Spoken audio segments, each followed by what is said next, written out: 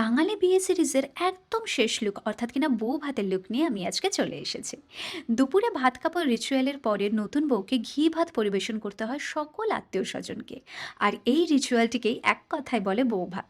এই দিন সন্ধ্যাবেলায় আত্মীয় স্বজনের বাইরেও বহু পরিচিত বন্ধু বান্ধবের সমাবেশ ঘটে, তাই এই দিনের সাজ নিয়েও ব্রাইডদের বেশ অনেক আশা স্বপ্ন জড়িয়ে থাকে। কারণ নতুন দম্পতিকে সকলে দেখতে আসছে বলে কথা, এবং প্রীতি ভোজের মধ্যে দিয়ে এই পোস্ট ওয়েডিং সেরেমনির সমাপ্তি ঘটে।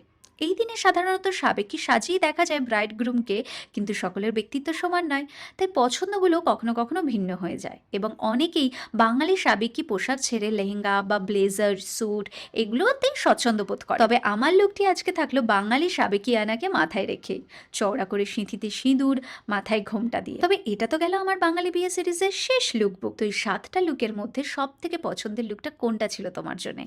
জানিও কমেন্ট সেকশনে। আপাতত বিদায়।